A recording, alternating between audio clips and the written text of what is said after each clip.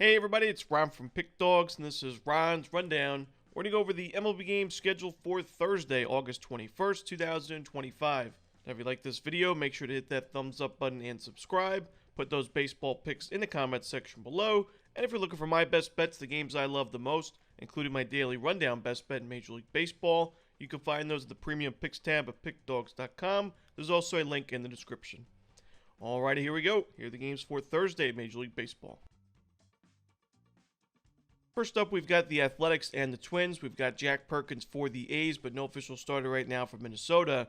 Jack Perkins' his last two games, he got a lot of run support, and it goes down to the fact that the Athletics in the month of August, one of the best offenses in baseball. They're both top 10 in OPS and ISO against both righties and lefties in the month of August. I mean, they've just been one of the better offenses in the league, and Perkins, I think, he's got 12 strikeouts his last 11 innings of work. He's given up some sharp contact, and we've seen him give up some runs, 6 earned runs his last 11 innings, but 10-3 and 11-3 final scores. This A's offense is the real deal. I like the A's in this one on the money line on the road. Next up, we've got the Rangers and the Royals. We've got Patrick Corbin and Michael Lorenzen as the starters. I like the over in this game. We've seen Patrick Corbin really regress as the season's gone along. He gave up 7 earned runs his last game. His ERA now above 4.4 on the season. But also Michael Lorenzen, even though he pitched well on paper in his last game against the White Sox, basically every inning Chicago had runners on in that game. They were just not able to find the big hit or string together hits in that game to find some runs. But it was only 4 innings for Michael Lorenzen as his pitch count was way up early in that start. 82 pitches in those 4 innings. I think the Rangers can get to him. I think we go over the total. Next up, we've got the Brewers and the Cubs. We've got Quinn Priester and Shota Imanaga as the starters. The Brewers have won 14 straight Quinn Priester outings. We're playing with house money. I got to roll with the Brewers in this game as well.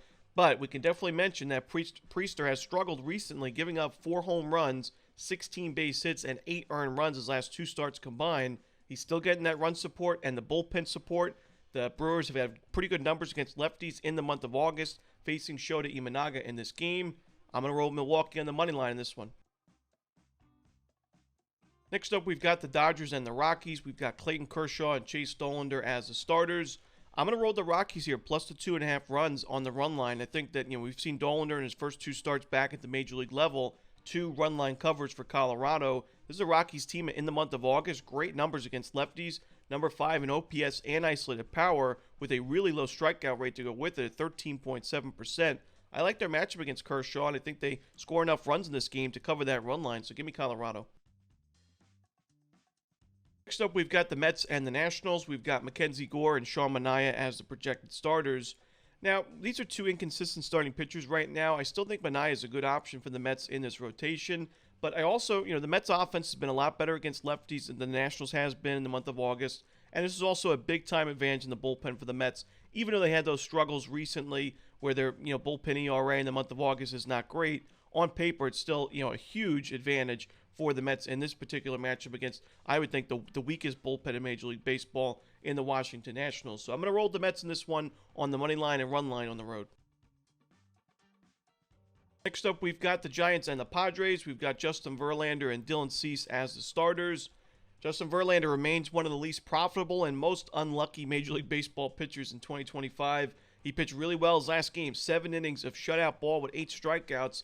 Still ended up being a Giants loss 2-1 in the end. Whether he has struggled or the Giants offense hasn't been there to back him up, the Giants have really struggled in his starts this year, and I can't back him in this spot against San Diego. I think Cease will be sharp. I think the Padres will be able to get to Verlander and this Giants bullpen. Give me San Diego on the money line and run line. Next up, we've got the Yankees and the Red Sox. We've got Luis Gil and Lucas Giolito as the projected starters. Luis Gil, he struggled in his season debut, but since then, his last 2 games, really sharp work. 10 2/3, 3 runs, 11 strikeouts, 2 Yankees victories. And the Yankees' current roster has some pretty good numbers against Lucas Giolito. Part of it, though, is 17 at-bats for Ahmed Rosario, who doesn't always find himself in the Yankees lineup, but I think he probably will be playing in this game because he's 7 of 17 against Lucas Giolito in the past. So great numbers for Rosario, but also a guy like Giancarlo Stanton has a home run against Giolito in the past with some sharp contact. So I like the matchup for the Yankees. The Red Sox in the month of August, 24th and 26th in OPS and ISO against righties. Give me the Yankees in this one, the money line.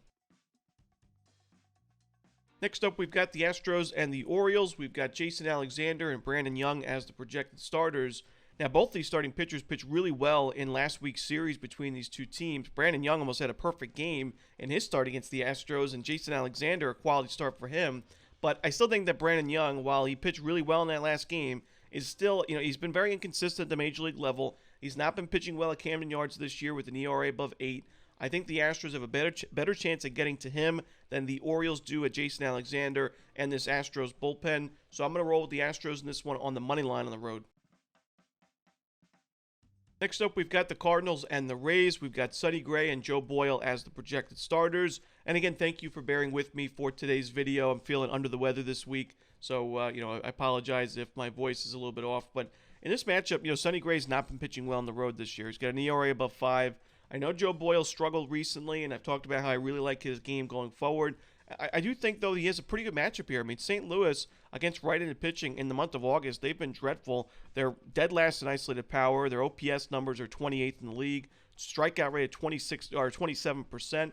Low walk rate to go with it. So I think Boyle pitches well. I think the Rays can get to Gray. I also think the Rays have the much better bullpen in this game and in this series. So give me Tampa Bay in this one on the money line. And that's it. Those are the games for Thursday in baseball. Hope you enjoyed this video. Again, if you're looking for my best bets, you can find those at the premium picks tab at pickdawgz.com, and there is a link in the description. As always, this is Romanelli. Good luck.